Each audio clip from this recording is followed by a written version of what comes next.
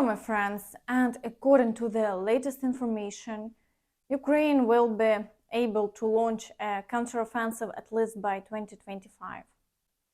However, urgently, NATO is conducting exercises with the participation of 90,000 military personnel, calculating potential losses in the event of a full-scale war with Russia.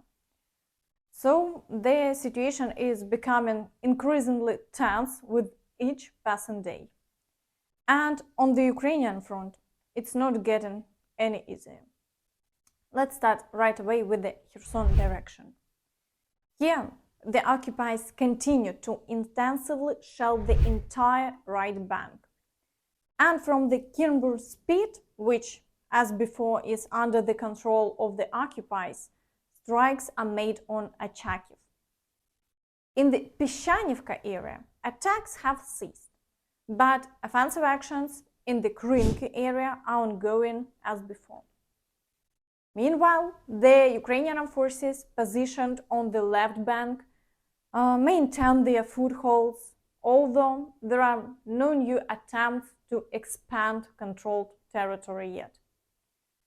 Russian correspondents describe the situation like this. Everything is the same. Our assaults on the village of Kherson continue.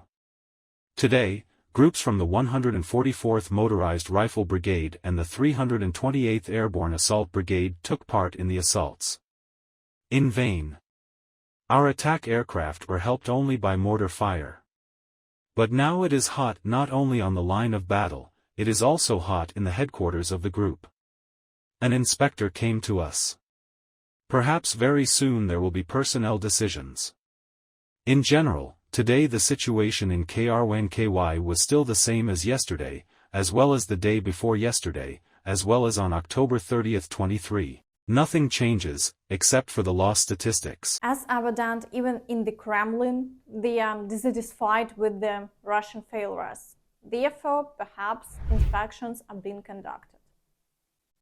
In the Zaporizhzhia direction, the occupiers are currently only carrying out attacks in the area of Verbove, and shelling continues in Robotyne, Mala Takmachka and Bilohirye. Over the past day, the occupiers conducted 2 attacks without achieving any success. So it's evident that the activity has decreased, and for now, the front line remains unchanged. In the Vuhledar direction, only shelling is currently ongoing, and today their quantity has decreased. No new offensive actions are observed in the areas of Urozhaine and Staromayorsk. They didn't achieve success yesterday, and the front line remains unchanged. In the Avdiivka direction, the occupiers were unable to expand their northern flank. Today, battles are observed only in the area of the coke and chemical plant. However, this doesn't mean that the occupiers have given up. They are undergoing another regrouping, and a new activation can be expected in the near future. According to the latest information, over 40 tanks were spotted in the Makiivka area, which will soon be deployed into battle. In the past day alone, 31 attacks have been carried out, and the activity shows no signs of decreasing. In the industrial zone, the fighting has temporarily ceased, perhaps because the occupiers achieved some small successes and are consolidating on new positions. So far, there are no official confirmations regarding the evacuation of local residents from the outskirts of the private sector by the Russians.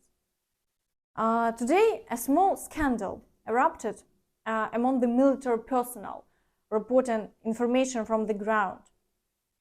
Some claim that this situation is extremely difficult, and the occupiers have entered Avdiivka, while others are trying to reassure everyone, saying that everything is fine there. Here is one example. There is a jostling, then the Russians enter the private sector, then they are knocked out of there. There is no need to rely on the stability of information in this direction. But let's be honest.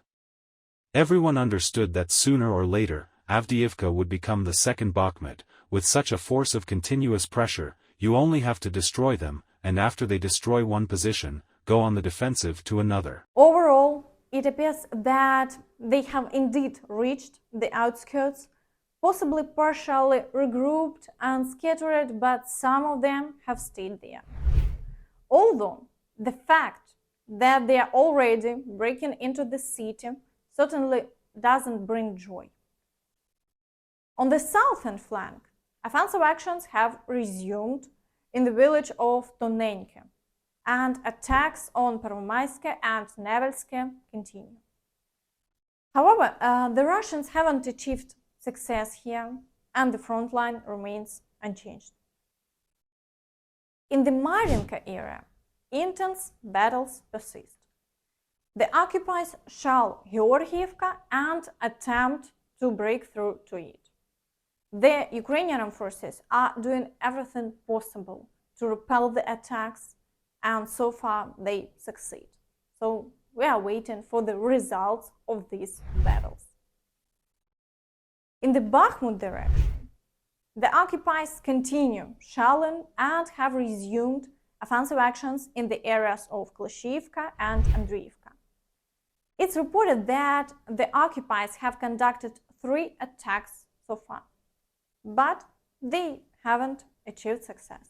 There are no changes on the front line. In the Siversk direction, the occupiers continue to advance towards Bilohorivka.